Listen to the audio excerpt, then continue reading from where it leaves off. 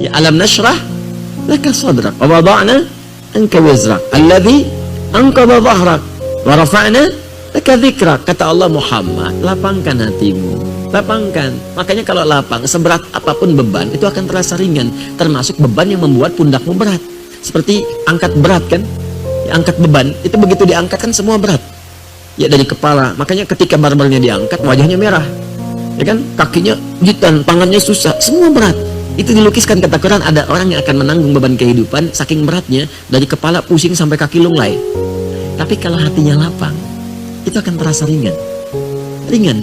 Kata Allah, ingat, bukankah dulu aku berikan yang baik-baik. Jadi kalau sedang ingat susah, ingat yang senangnya. Coba hidup kita itu, daripada susahnya kan lama senangnya, ya kan? Coba kalau diingat lama senangnya. Kalau seperti itu, ingat, ringan hidup kita itu, ringan. Nah, kemudian setelah itu cari wasilah untuk bisa mengentaskan solusi. Wasilah pertama adalah mendekat kepada Allah. Bagaimana caranya? Dengan meningkatkan ibadah, takwa tadi. Wa may yattaqillaha yaj'al lahu makhraja wa yarzuqhu min haitsu la yahtasib. Quran surah 65 di akhir ayat kedua, di awal ayat ketiga. Kata Allah, tingkatkan takwamu kepada Allah. Dengan meningkatkan takwa itu akan diringankan persoalanmu, rizkimu. Anda mengatakan saya sedang punya masalah ekonomi, rizki masalahnya. Kata Allah, aku limpahkan rizki bahkan dari rizki yang tidak engkau duga. Bagaimana caranya? Tingkatkan takwa. Cari kalimat takwa di Quran. Banyak takwa itu. Puasa bagian dari takwa. Ya ayyuhalladzina amanu kutiba alaikumusiyam kama kutiba alal ladzina min qablikum la'allakum tattaqun. Al-Baqarah 183. Salat bagian dari takwa, zikir bagian dari takwa, tahajud, cari semua jenis salat. Mulai sekarang yang tadinya salat fardu tambah tahajud, tambah duha, tambah syuruknya, tambah rawatibnya, tingkatkan sholatnya. Demi Allah saya katakan, kalau Allah berjanji pasti ditepati. Kerjakan aja, nanti lihat apa yang terjadi pada diri Anda. Silakan kerjakan. Sholawat itu bagian dari takwa. Sholawat. Man shalla alayya salatan wahidah sallallahu alaihi asyra salawat. Siapa yang sholawat kepadaku, kata Nabi, sekali, maka Allah akan membalasnya dengan 10 kali.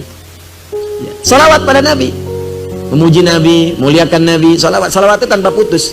Maksudnya kalaupun nabinya wafat, salawat tetap terjadi. Makanya dalam salat kita salawat. Silakan dalam salat kan salawat kan. Allahumma sholli ala Muhammad wa ala ali Muhammad, itu salawat.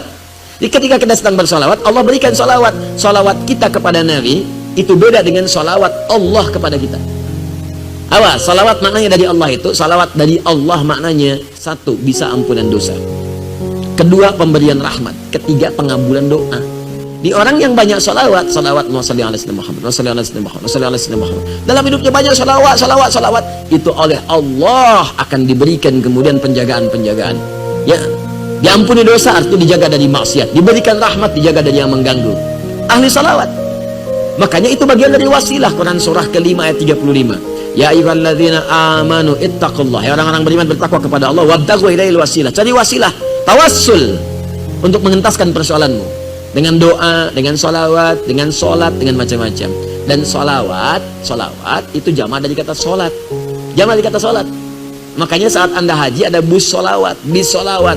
Bis sholawat itu jamaah dari kata sholat. Maksudnya bis yang mengantarkan Anda untuk sholat ke Masjidil Haram. Bukan bisnya sholawat. Masuk situ bisa sholawat, Allahumma sholli ala sayyidina Muhammad, bukan ngantarin Anda sholat. Ya, jelas ya? Jadi kalau Anda ingin sholawat silakan ya. Kemudian setelah itu sholatnya kalau bisa jamaah ke masjid, cari, terus kenalan dengan teman-teman ya, diskusi, mungkin di situ akan bertemu dengan solusi Anda.